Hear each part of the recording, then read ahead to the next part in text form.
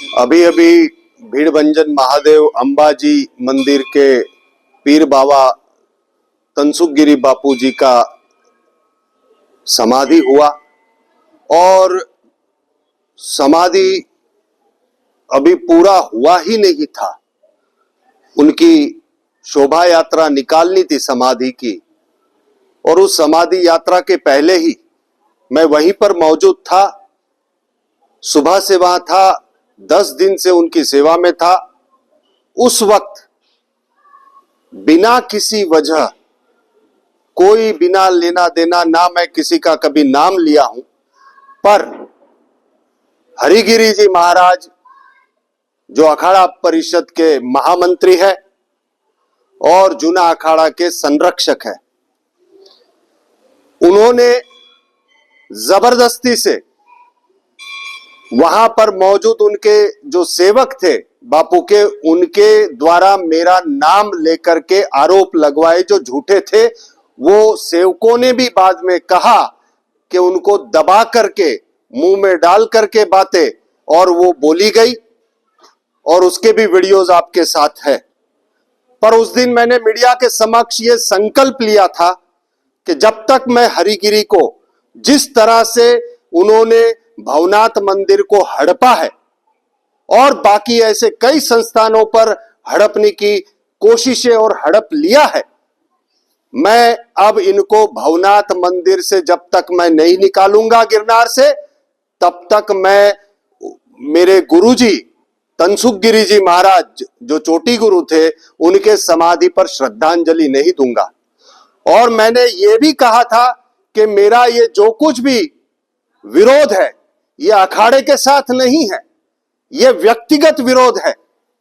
मैं भी अखाड़े का हूं और इस जूनागढ़ में अखाड़े के कई सारे सन्यासी संत हैं।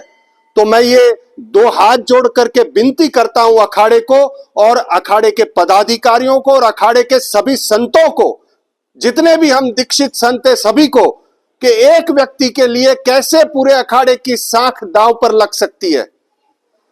कई ऐसी झूठी बातें बोल बोल कर प्रशासन को बहकाया, जनता को बहकाया, साधु संतों को बहकाया और कई जगह पर धर्म का नुकसान किया गया। और मैंने कहा कि कई बातें ऐसी मैं एक के बाद अब बोलूंगा, दिखाऊंगा, बताऊंगा।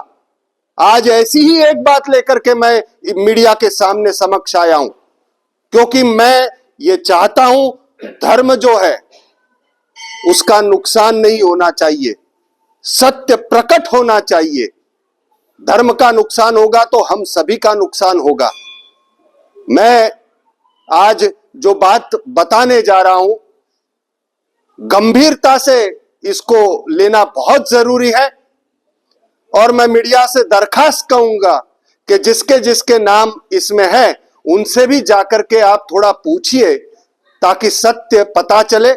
क्योंकि जो ये बताने जा रहा हूं वो तो उनके द्वारा किया गया एक भ्रष्टाचार है।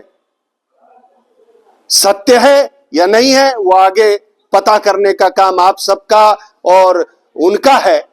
पर ये जो बताने जा रहा हूं कि अखाड़े में से पैसों की हेराफेरी हुई है, किनको किनको पैसे दिए गए, ये क्या है, सभी हमारे अखाड़े के संतों को थोड़ा सोचना पड़ेगा। और मैं मीडिया से कहूंगा कि गिरनार तलेटी के जिन संतों के नाम इसमें है, उनको जाकर के पूछे क्या उनको ये पैसा मिला है या नहीं मिला है, ये क्या सब चल रहा है। और एक बात मैं बहुत विनम्रता से कहना चाहूंगा कि हरिगिरी जी महाराज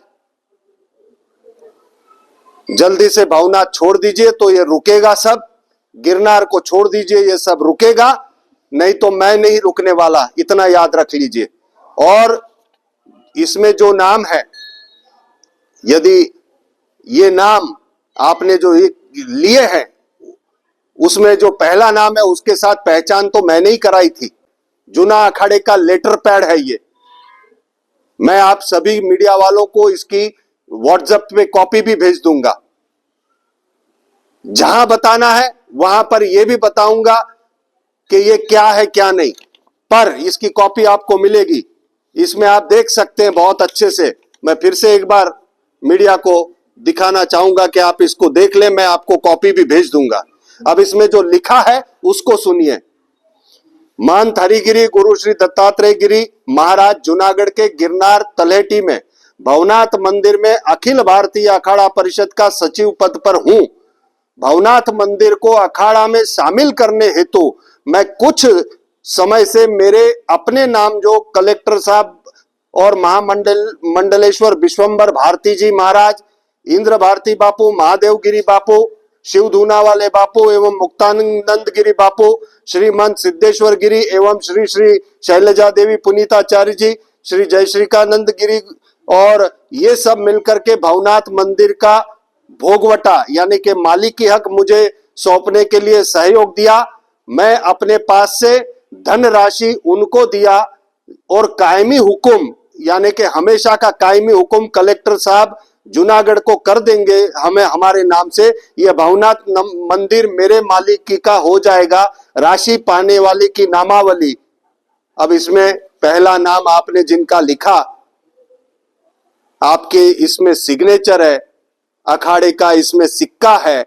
अब इसमें कई और नाम भी है, जैसे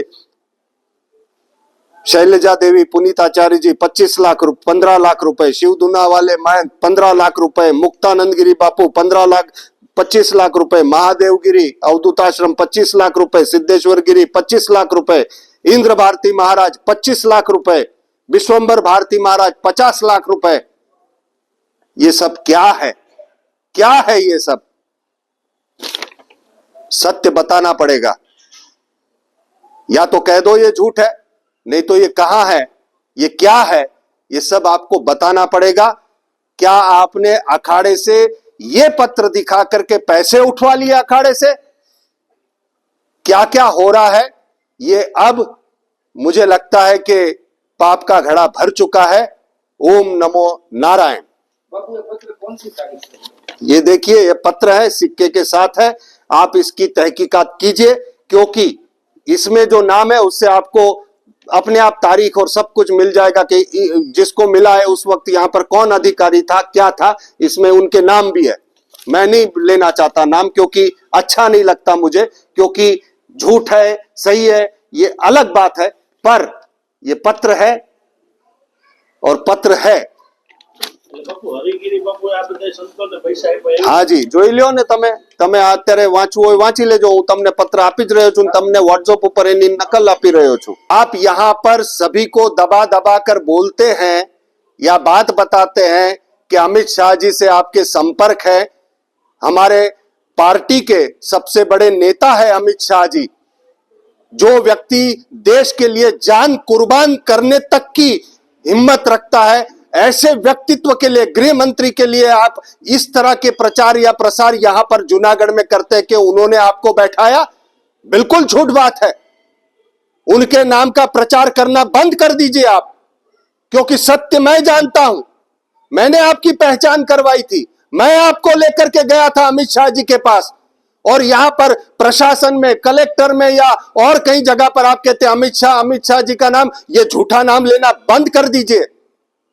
अमित शाह जी दयालु हैं, शायद आपको छोड़ दे, नहीं तो मैं FIR दर्ज करवाऊंगा कि आप ऐसे व्यक्तित्वों के नाम लेकर के यहां पर फंसाने का काम कर रहे हैं, डराने और धमकाने का काम कर रहे हैं। यह गलत प्रचार को छोड़ दीजिए आप। अच्छा होगा जितने जल्दी आप ये भवनाथ और गिरनार को छोड़ दे, क्योंकि मैं चाहता हूं यहां पर ये जो पवित्र स्थान है ये दूषित नहीं होना चाहिए।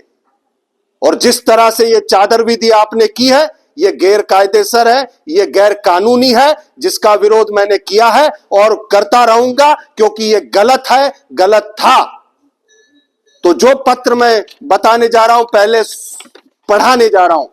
और मैंने जैसे कहा कि पहचान मैंने ही करवाई थी आपकी अमित शाह जी के वहां पर गलत प्रचार मत कीजिए। और वो कुंभ मेले में आने के लिए, क्योंकि भगवा पहनने के बाद एक साधु संत होता है, तो सभी के मन में ये आदर होता है कि आशीर्वाद लेने जाए, पर उसका व्यापार नहीं होना चाहिए। डराने धमकाने के लिए नहीं बात होनी चाहिए।